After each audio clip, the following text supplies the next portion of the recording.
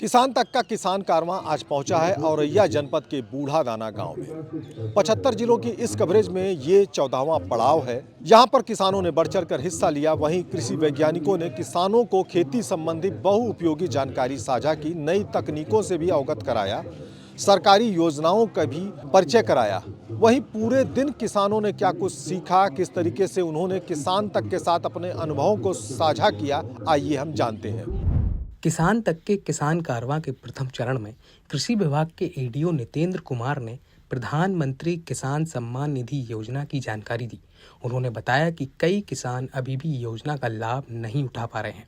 ऐसे किसानों को फार्मर रजिस्ट्री के माध्यम से लाभ दिलाने की प्रक्रिया समझाई गई। काफी तकनीकी जानकारियां हमारे लैब में या रिसर्च सेंटर आईसीआर हो या उपकार हो, कहीं भी जो भी तैयारियां की जाती हैं और जो रिसर्च होती है उनसे नई नई प्रजातियां, नई नई पद्धतियां अपनाई जाती हैं। उन सब की जानकारी धीरे धीरे किसान पाठशालाओं के माध्यम से या फिर जिला स्तरीय गोष्ठी, मंडल स्तरीय गोष्ठी या राज्य स्तरीय गोष्ठियां आयोजित की जाती हैं। उनके माध्यम से किसान भाइयों को ये जानकारियां उपलब्ध कराई जाती हैं, जिसमें बहुत सारी योजनाएं हैं। एक योजना के बारे में मैं बताना चाहूंगा, यही अभी एक करंट में योजना चल रही है, प्रधानमंत्री किसान सम्मान निधि योजना। ये किसान भाइयों आप लोगों के लिए बहुत ही अच्छी योजना है। इसमें आपको आर्थिक मदद उपलब्ध कराई जाती है, जिसमें एक साल में आपको 6,000 रुपए, यानी कि एक साल में 3 किस्तें उपलब्ध कराई जाती हैं। 4 माह के अंतराल पर 2,000 रुपए एक किस्त में मिलते हैं आपको। इसके लिए कुछ पात्रता की शर्तें किसान भाई होती हैं। यह योजना किसान परिवार के लिए है, जिसमें कि पति पत्नी दोनों लोग अगर किसान सम्मान निधि पा रहे हैं तो उसमें एक लोग पात्र माना जाता है, क्योंकि किसान परिवार के लिए योजना होती है। पति के पास और किसान परिवार की परिभाषा हमारे नियमानुसार बताई गई है। किसान की पति पत्नी और नाबालिग बच्चे, और जो नाबालिग के बाद शादीशुदा हो जाते हैं वो अलग हो जाते हैं, इसलिए वो उसमें नहीं जोड़े जाते हैं। तो किसान की पत्नी और उसके नाबालिग बच्चे इस योजना में कोई भी एक लोग योजना का लाभ लेने के लिए पात्र माने जाएंगे। और दूसरी कंडीशन होती है कि उसकी जमीन विरासत के आधार पर आई हो या फिर खरीदी गई जमीन हो, योजना आरंभ होने से पहले खरीदी हो। फरवरी 2019 से पहले की आपने जमीन खरीदी हो, उसके बाद योजना चालू होगी। उसके बाद की खरीदारी वाली किसान पर माने नहीं जाएंगे। किसान कारवां के दूसरे चरण में पशुपालन विभाग के पशु चिकित्सक डॉक्टर अनिरुद्ध सिंह ने पशुपालन से जुड़ी सरकारी योजनाओं की जानकारी दी। उन्होंने कहा कि केवल पशु आहार पर्याप्त नहीं है, पशुओं को मिनरल मिक्सचर, खाने वाला सोडा और नमक देना भी जरूरी है। इससे पशु स्वस्थ रहेंगे और दूध उत्पादन में वृद्धि होगी।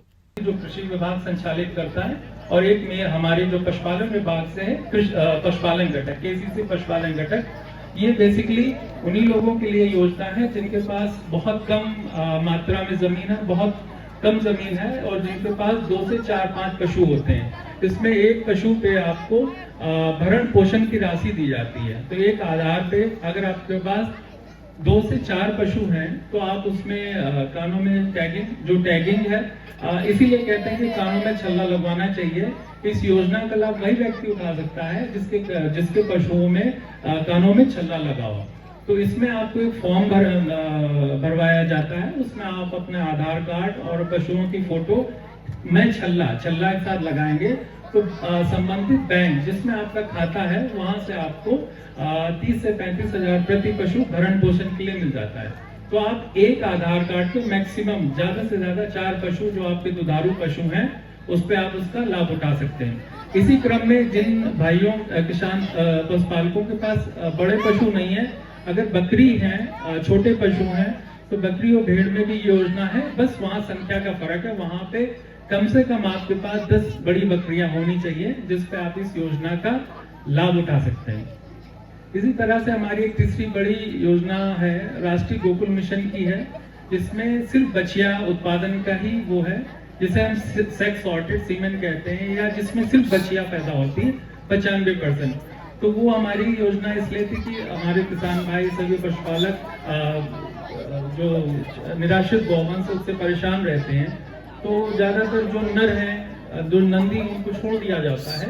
तो इसी क्रम में भारत सरकार ने योजना चालू की थी सेक्स सीमेन की। इसमें आप सेक्स सीमेन, जब भी आपकी गाय मतलब हीट में आए तो आप इसमें अपना सीमन करवा सकते हैं। इसकी एक निर्धारित लेवी 100 रुपए है, तो इसमें आपको 95% आपको इसमें बचिया होने का चांस रहता है। कार्यक्रम के तीसरे चरण में कृषि विज्ञान केंद्र औरैया की महिला वैज्ञानिक डॉक्टर रश्मि यादव ने वैल्यू एडिशन पर जोर दिया।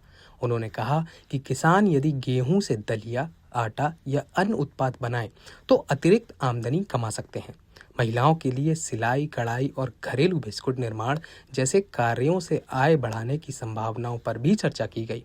यहाँ पर हम देख रहे हैं सभी विभाग से लोग आए हुए हैं और अपनी अपने विभाग की महत्वपूर्ण योजनाएं और महत्वपूर्ण जानकारी किसानों के साथ शेयर कर रहे हैं, ताकि किसान जो है अपने जो रोजमर्रा की जिंदगी जी रहा है उससे कुछ हटके, कुछ तकनीकी तरह से काम करें।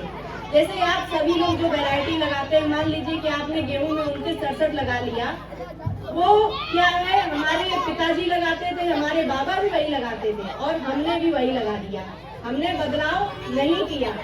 क्यों नहीं किया? क्योंकि वही पारंपरिक तरह से खेती करते आ रहे और आज भी हम वही खेती कर रहे हैं।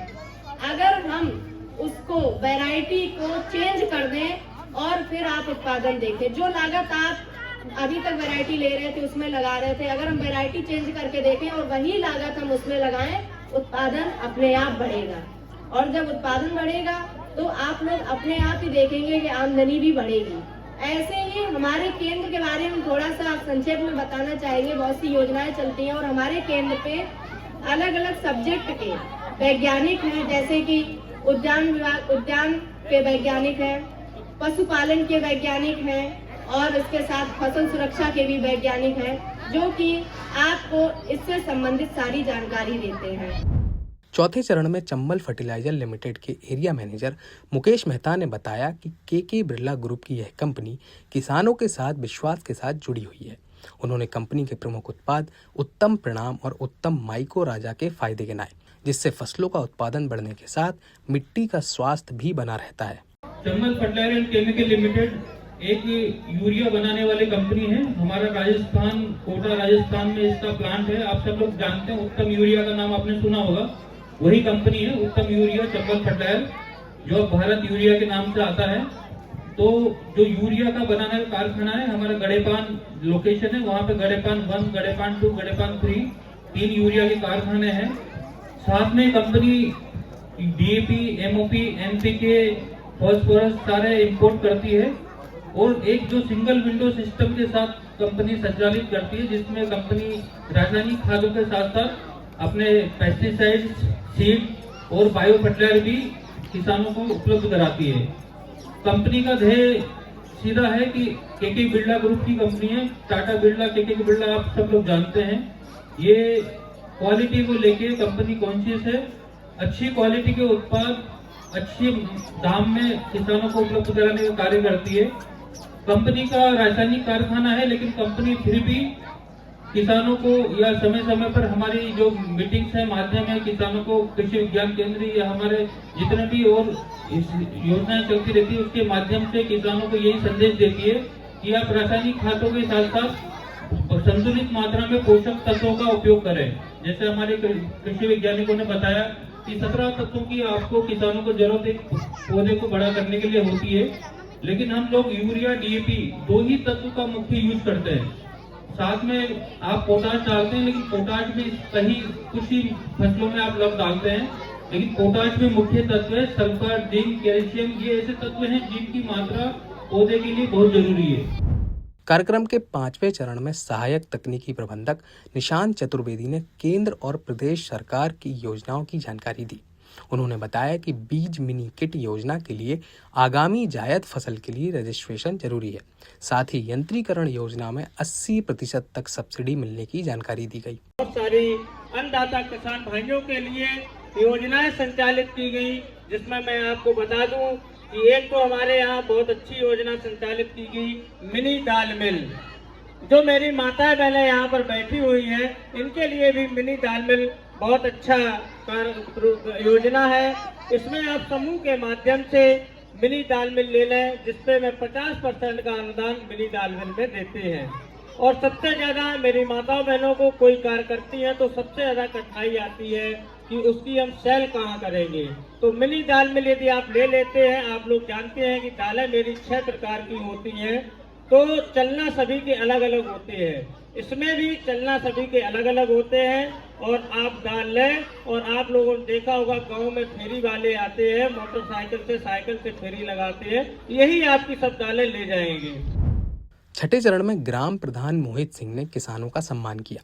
उन्होंने कहा कि किसान अन्नदाता हैं और देश के हर नागरिक तक अनाज पहुंचाने का काम किसान ही करता है, इसलिए उनका सम्मान सर्वोपरि है। सरकार एवं इंडिया टुडे ग्रुप के साथ किसान कारवां का कार्यक्रम सुचारू रूप से प्रत्येक जनपद में एक कार्यक्रम हो रहा है, जिसके चलते अपनी औरैया जनपद की अपनी पंचायत बूढ़ादाना में ये कार्यक्रम के लिए जो टीम आई, और सरकार ने साथ में इंडिया टुडे की जो टीम है उन सबको धन्यवाद देता हूं कि आपने ये विशेष जानकारी के लिए एक छोटी सी पंचायत बूढ़ादाना को चुना, जिसमें हमारे किसान, हमारी माताएं, हमारी बहनें, हमारे बच्चों, साथ में जो हमारे जादूगर जी हैं जो लखनऊ से चल के हम लोगों के बीच में आए, उन्होंने बहुत एंटरटेनमेंट किया। उन सभी को, साथ में सारे हमारे मंच पे महनीय लोग हैं जो कि हम लोगों के साथ कदम से कदम मिला के किसी भी दिशा में, चाहे डॉक्टर साहब की बात करूं या मैम की बात करूं या कृषि विभाग से हमारे भाई जी की बात करूं, हम सबका एक ही मकसद है, सब तक जितनी सरकार की योजनाएं हैं वो आप तक सब तक पहुंचे। वहीं 7वें और अंतिम चरण में लकी ड्रॉ का आयोजन किया गया, जिसमें 500 रुपए के 10 पुरस्कार दिए गए। द्वितीय पुरस्कार के रूप में हर नारायण को 2000 रुपए का पुरस्कार और प्रथम पुरस्कार के रूप में बलराम को 3000 रुपए की राशि दी गई। किसान तक का किसान कारवां, क्योंकि खाना है तो उगाना है। अगर ये वीडियो आपको पसंद आया है तो इसे लाइक ज़रूर करें। अगर चैनल अभी तक सब्सक्राइब नहीं किया है तो कर लें और नोटिफिकेशन पाने के लिए बेल आइकन भी दबा दें।